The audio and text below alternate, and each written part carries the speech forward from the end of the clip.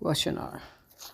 I came from Europe a few months ago on one of my periodical visits to my guru near Calcutta. Now I am on my way back home. I was invited by a friend to meet you and I am glad I came. Maharaj. What did you learn from your guru and what practice did you follow? Questioner. He is a venerable old man of about 80. Philosophically, he is a Vedantin, and the practice he teaches has much to do with arousing the unconscious energies of the mind and bringing the hidden obstacles and blockages into the conscious. My personal sadhana was related to my peculiar problem of early infancy and childhood. My mother couldn't give me the feeling of being secure and loved, so important to the child's normal development. She was a woman not fit to be a mother, ridden with anxieties and neuroses, unsure of herself. She felt me to be a responsibility and a burden beyond her capacity to bear. She never wanted me to be born. She didn't want me to grow and to develop. She wanted me back in her warm, unborn, non existent. Any movement of life in me she resisted. Any attempt to go beyond the narrow circle of her habitual existence she fought fiercely. As a child, I was both sensitive and affectionate. I craved for love above everything else, and love, the simple, instinctive love of a mother for her child, was denied me. The child's search for its mother became the leading motive of my life, and I never grew out of it. A happy childhood became an obsession with me. Pregnancy, birth, infancy interested me passionately. I became an obstetrician of some renown and contributed to the development of the method of painless children. A happy child of a happy mother. That was my ideal all my life. But my mother was always there, unhappy herself, unwilling and incapable of seeing me happy. It manifested itself in strange ways. Whenever I was unwell, she felt better. When I was in good shape, she was down again, cursing herself and me too, as if she never forgave me my crime of having been born. She made me feel guilty for being alive. You live because you hate me. If you love me, die, was her constant, though silent message, and so I spent my life being offered death instead of love. Imprisoned as I was in my mother, the perennial infant, I couldn't develop a meaningful relationship with the woman. The image of the mother would stand between unforgiving and unforgiven. I sought solace in my work and found much, but I couldn't move from the pit of infancy. Finally, I turned to spiritual search, and I am on this line steadily for many years. But in a way, it is the same old search for mother's love, call it God, or Atma, or Supreme Reality. Basically, I want to love and be loved. Unfortunately, the so called religious people are against life and all for the mind. When faced with life's needs and urges, they begin to classifying, abstracting, and conceptualizing, and then make the classification more important than life itself.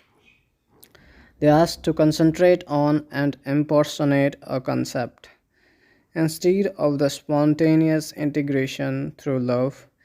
They recommend a deliberate and laborious concentration on a formula, whether it is good or Atma, the me or the other, it comes to the same.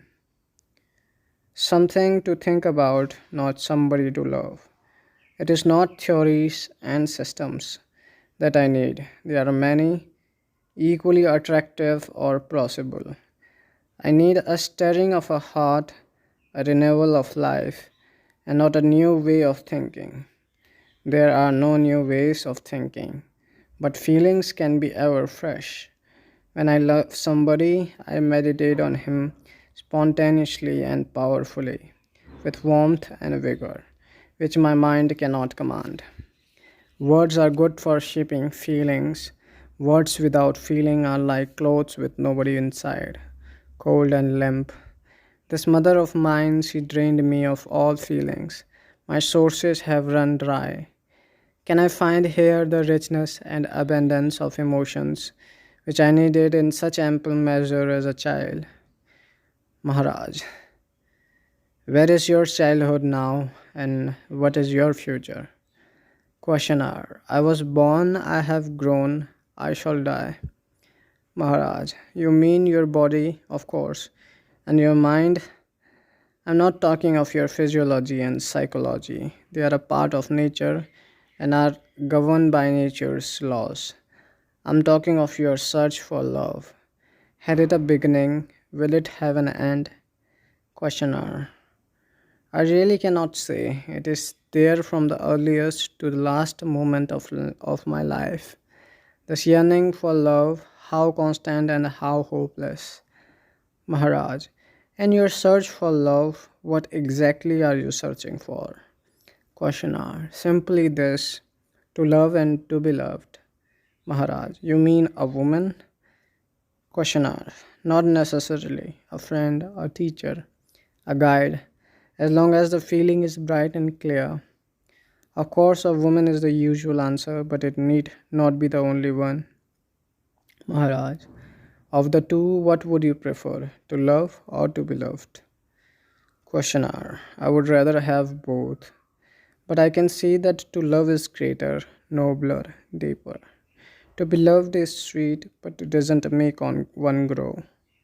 Maharaj, can you love on your own or must you be made to love?